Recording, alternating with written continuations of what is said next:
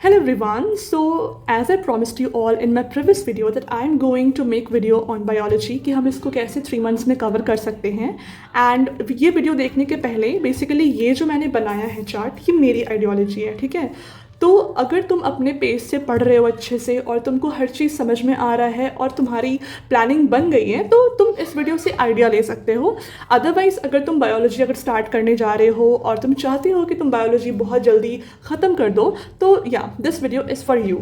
So start करने से पहले 2 प्रॉमिस तुम्हें अपने आप से करना पड़ेगा कि तुम्हें डेली अगर तुम्हें ये कंप्लीट कर लेना है 3 months में तो तुम्हें डेली सितंबर टू नवंबर का मैंने लेकर रखा है, ठीक है। तो तुम्हें डेली 4 hours बायोलॉजी पढ़नी है, ठीक है।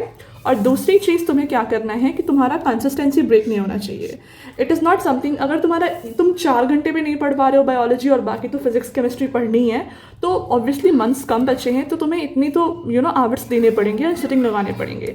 तो you will have to promise yourself कि करना है तो करना है, ठीक है। उसके बाद हम बात करते हैं और टीचर्स के ऊपर कि ये जो मैंने डेट्स और दिन लिखे हैं कि इतने दिन में इसको करना है तो मैंने ये जो चैप्टर्स के लिखे हैं मैंने किन टीचर्स के बेसिस पे लिखे हैं मैंने। तो ये पहले मैंने बोल दिया कि मेरी आइडियोलॉजी है और तुम भी इस चीज़ को एक बार देखना जाकर, ठीक है। और ये कोई स्पॉन्सर वीडियो नहीं है, ऑब्वियसली इतने कम सब्सक्राइबर और में क्या ही स्पॉन्सर होगा ठीक है। तो बेसिकली बॉटनी में मैंने विपिन सर जो तुम देखना यूट्यूब पे 1 शॉट इनके पड़े हुए हैं जो न्यू वाले 1 शॉट होंगे 11 months और आई गेस 12 months अगो वाले होंगे। विपिन सर का जो 1 शॉट है बॉटनी का इट इज़ वेरी डिटेल्ड, ठीक है। तुमको बहुत ही अच्छे से समझ में आएगा। और या फिर तुम अगर बॉटनी किसी और से पढ़ते हो तो तुम ऑब्वियसली जैसे मैंने डेज यहाँ पे मेंशन कर रखा है तुम उसके अकॉर्डिंग जो टीचर तुम्हें लगे कि हाँ मैच कर सकते हैं इनका लेक्चर ऐसा है तो तुम ऑब्वियसली प्रेफर कर सकते हो, ठीक है। और जूलॉजी को मैंने आकांक्षा मैम का प्रेफरेंस दिया है क्योंकि मैंने खुद इनसे पढ़ रखा है, ठीक है। तो ये बहुत ही अच्छा पढ़ाती हैं, समझाती भी। ऑब्वियसली टीचर्स तो सारे अच्छे होते हैं लेकिन हाँ मैंने इनको पॉइंट ऑफ व्यू और अगर तुमको लगता है कि तुम्हें जूलॉजी की कोई और टीचर से समझ आता है तुम ऑब्वियसली प्रेफर कर सकते हो अकॉर्डिंगली कि मान लो स्ट्रक्चरल ऑर्गेनाइजेशन इन एनिमल मैंने यहाँ पर लिख रखा है कि तुमको लेक्चर करना है और 6 दिन में कंप्लीट करना है। तो तुम्हें अगर 4 घंटे डेली देने हैं तो इसका मतलब 6 दिन का मतलब क्या हुआ कि टोटल 12 लेक्चर होगा, राइट। 6 को 2 से मल्टीप्लाई कर दो तो 12 लेक्चर होगा। तो उस हिसाब से तुम देख सकते हो, थोड़ा ऊपर नीचे भी हो सकता है। ऑब्वियसली कोई जो तुम टीचर को प्रेफर कर रहे हो उनका लेक्चर अगर इतने में हो जाएगा तो ऑब्वियसली यू कैन प्रेफर, ठीक है। तो स्टार्ट करते हैं। सबसे पहले 11th वाले पार्ट को हम कवर कर लेते हैं फिर 12th वाले पार्ट को कवर करेंगे। तो सबसे पहला हमारा चैप्टर है द लिविंग वर्ल्ड। इसको तुम ऑब्वियसली 1 शॉट से कवर और ये वीडियो सबसे पहले ड्रॉपर के लिए है, ठीक है।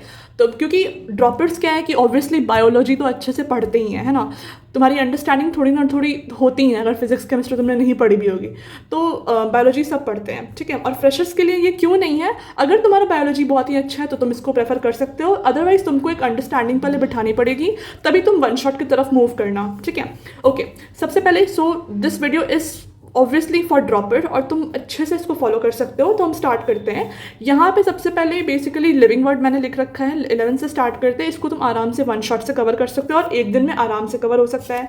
बायोलॉजिकल क्लासिफिकेशन ऑब्वियसली इसको भी तुम 1 शॉट से, मैंने बोला ना विपिन सर का जो 1 शॉट लेक्चर है ये सारे बॉटनी का बहुत डिटेल्ड है। मैं खुद के एक्सपीरियंस से बता रही हूँ, मतलब I really want to help you all कि अगर तुम कहीं फंस रहे हो तुम्हें लग रहा है कि टाइम कम है you can literally follow Vipin sir's 1 shot video. His बहुत ज़्यादा डिटेल्ड वीडियो है उनका, ठीक है।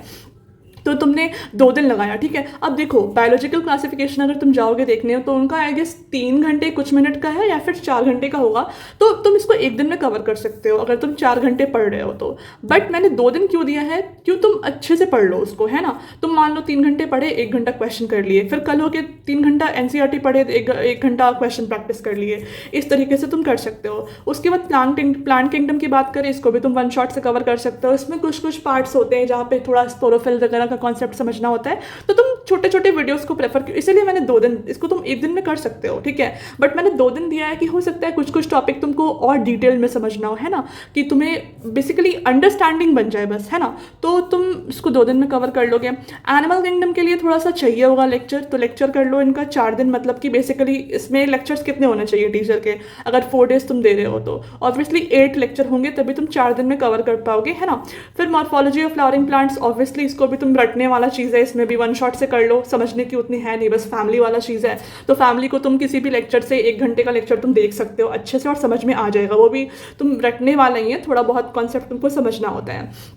फिर हम बात करते हैं एनाटॉमी ऑफ फ्लावरिंग प्लांट्स की, तो ये भी वन शॉट से ये इसमें से तो अब बेसिकली रिड्यूस भी हो चुका है, तुम आराम से इसको 1 दिन में कवर कर सकते हो। बट फिर भी मैंने 2 दिन, मतलब मैंने डिसाइड किया था कि कुछ कुछ चैप्टर तुम 1 दिन में कर सकते हो, लेकिन फिर भी मैंने 2 दिन दिया है ताकि तुम अच्छे से उसको कर पाओ, है ना। उसके बाद स्ट्रक्चरल ऑर्गेनाइजेशन इन एनिमल्स, इसको लेक्चर से ही करना है क्योंकि इसमें थोड़े थोड़े कॉन्सेप्ट्स हैं, कॉकरोच, फ्रॉग और टिश्यूज़ के बारे में पढ़ना है, याद करना है बहुत ज़्यादा, तो you will have to give it, you will have to complete this chapter through lecture.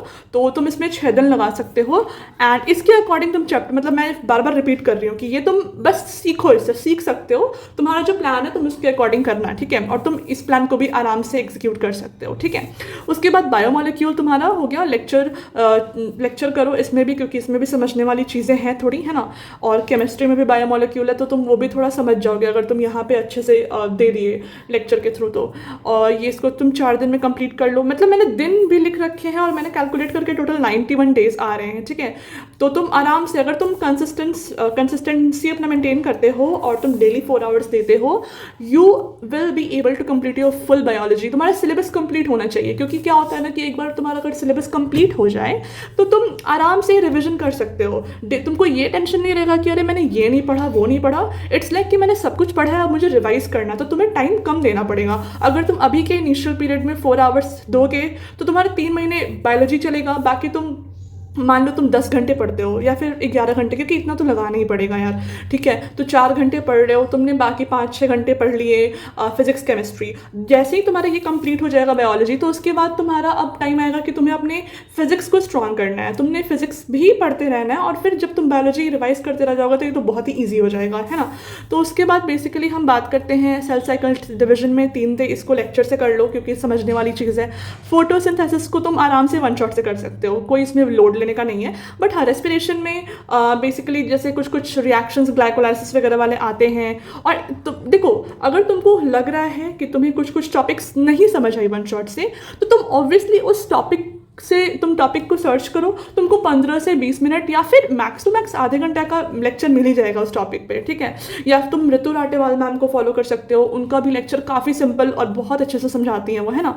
उसके बाद से प्लांट ग्रोथ एंड डेवलपमेंट में तुम इसको भी 1 शॉट से, इसमें भी याद ही करना है। फिर से ब्रीदिंग को तुम 1 शॉट से कर लो, इसमें भी मतलब ये हो जाता है 1 शॉट से। बॉडी फ्लूइड्स एंड सर्कुलेशन, इसको भी तुम 1 शॉट से कर सकते हो। मतलब मैंने टू डे लिख रखा है कि 2 दिन इसको दो, 2 दिन इसको दो। और बॉडी फ्लूइड सर्कुलेशन में इसमें थोड़ा कार्डियक साइकिल होता है, थोड़ा सा लेंदी टाइप, तो ये सब तुम किसी और टीचर पे 10-15 मिनट या आधा घंटा दे के तुम सीख सकते हो आराम से।